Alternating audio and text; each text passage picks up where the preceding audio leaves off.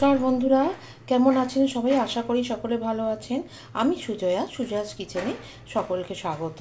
আজকে বানালাম ছাতু ছাড়া, ছাতু না দিয়েও রেস্টুরেন্ট স্টাইল একেবারে দোকানের মতো চিকেন চাপ কিভাবে বানানো যায়, কত সুন্দর বানানো যায় এবং কেউ বিশ্বাসই করবে না আপনি এটা বাড়িতে বানিয়েছেন। আপনি যখন সার্ভ করে সবাইকে খাওয়াবেন খুবই খুশি হবে এবং সম্পূর্ণভাবে মনে হবে দোকান থেকে কিনে আনা হয়েছে, এটা যে আপনি নিজে বানিয়েছেন সেটা কেউ বিশ্বাস করতে চাইবে না। কীভাবে বানালাম, কেমনভাবে বানালাম, চলুন শুরু করা যাক।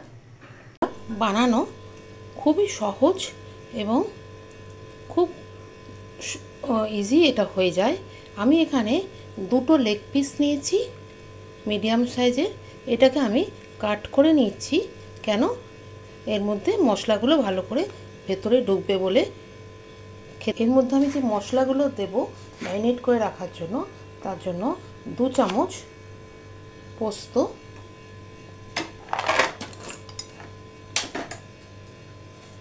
আর 4 মগজ, এইটা দিয়ে আমি এটা পেস্ট করে নেব। একদম মিহি পেস্ট করে নিলাম। কাজু দেওয়া আছে, কাজুর অয়েল বেরিয়েছে ন্যাচারালি, ওইটা তার জন্য এরকম দেখতে হয়েছে। এর মধ্যে দেব রসুন, পেঁয়াজ এবং কটা লঙ্কা, এটা আমি পেস্ট করে নেব। সমস্ত মশলাগুলো আমার পেস্ট করা হয়ে গেল। এইগুলো আমি সমস্ত দিয়ে দেবো। এটি খুব সহজে, বুঝতেই পারবে না যে আপনি এটা দোকান থেকে কিনে নিয়ে আসেননি। এবার দেব ছোটো এক কাশ্মীরি লাল মির্চ, 1 চামচ দই, 4 চামচ মতো দই,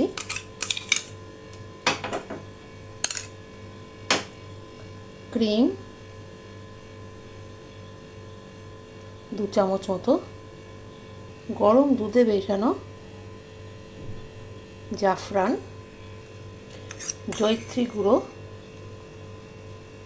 1 চামচ, লাল লঙ্কা 1 চামচ এবং এই জায়ফল সেটা আমি দেব একটু। 2 চামচ তেল, সাদা তেল এবং খুব ভালো করে মেখে নেব এবং নুন, খুব সুন্দর করে এটাকে মেখে নেব। ছাতু ছাড়াও যে চিকেন চাপ বানানো যায় সেটাই আমি দেখাচ্ছি।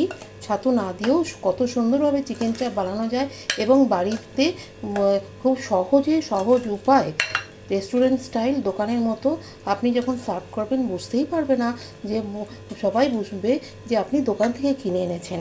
কিছুতেই তারা বিশ্বাস করবে সহজে চিকেন চাপ বাড়িতে বানানো যায়। এবং লাস্টে আমি জাফরান দেওয়া দুধটা দিয়ে দেব, দিয়ে এটাকে আবারও মিলিয়ে নেব। 7-8 ঘন্টা থাকার পরে আমি এটাকে রুম টেম্পারেচারে নর্মাল করে নিয়ে এসেছি। আধ ঘন্টা রাখলেই নর্মাল হয়ে যাবে।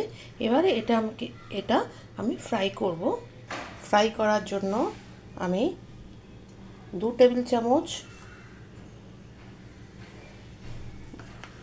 বাটার বা আপনি ঘি দিতে পারেন,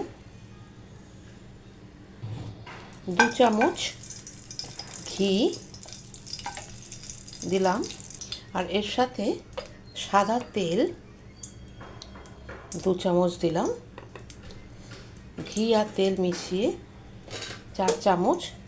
আর এটাকে ফ্রাই করতে গেলে একটু ছড়ানো জায়গায় করতে হবে, তবে ভালো হবে।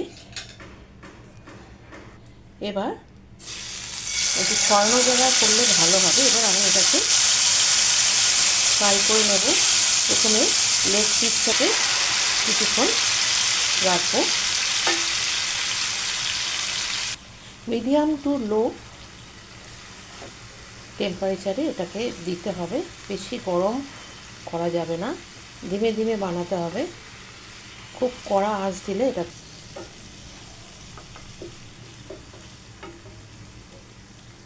ছড়ানো জায়গা যদি আপনি করেন এটা ভীষণ ভালো হবে আপনার ফ্রাই করতে। আমাদের দুজনের জন্য দুটো লেগ পিস, দুটো থাই যথেষ্ট, খুব ভালো হয়ে যাবে, যথেষ্ট। এতেই আমাদের হয়ে যাবে। এর সাথে থাকবে নান, পরোটা, রুটি, রাইস, যা খুশি, যাই হোক আপনার যেটা পছন্দের ভালো লাগে। আমাদের ভালো লাগে নান, পরোটা বা রুমালি রুটি এইগুলো দিয়ে খেতে। দেখুন কীভাবে তেল ছাড়ছে। এভাবে যখন তেলটা ছেড়ে আসবে, এভাবে যখন তেলটা ছাড়তে শুরু করবে, তখন আমি এই যে জুসটা এটা দিয়ে দেবো। এটাও দিয়ে দেবো, দিয়ে এটার সাথে মিলিয়ে। চিকেন চাপে এইভাবে তেল ছাড়তে হবে। দেখুন কিভাবে তেল ছাড়ছে।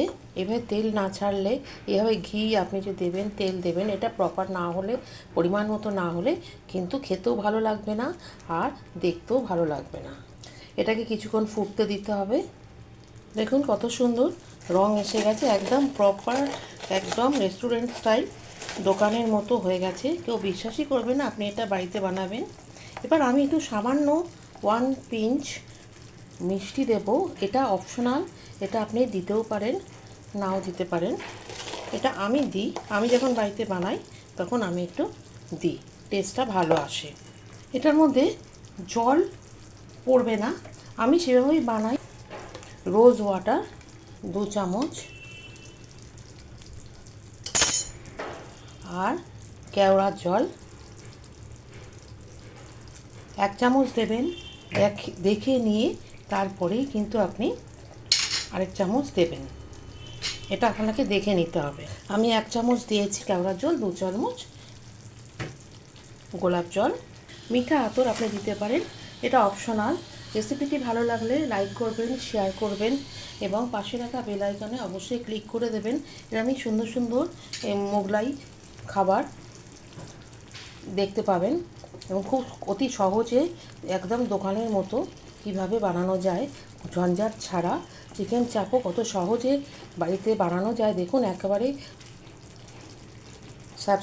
সাবস্ক্রাইব করা না থাকলে অবশ্যই, নতুন হলে সাবস্ক্রাইব করে দেবেন অবশ্যই, এবং অবশ্যই কমেন্ট বক্সে লিখে জানাবেন রেস্টুরেন্ট স্টাইল চিকেন চাপ অতি সহজে এবং ছাতু ছাড়া কীভাবে বানানো যায় সেইটাই দেখালাম। রেডি হয়ে গেল আমার চিকেন চাপ, রেডি টু সার্ভ।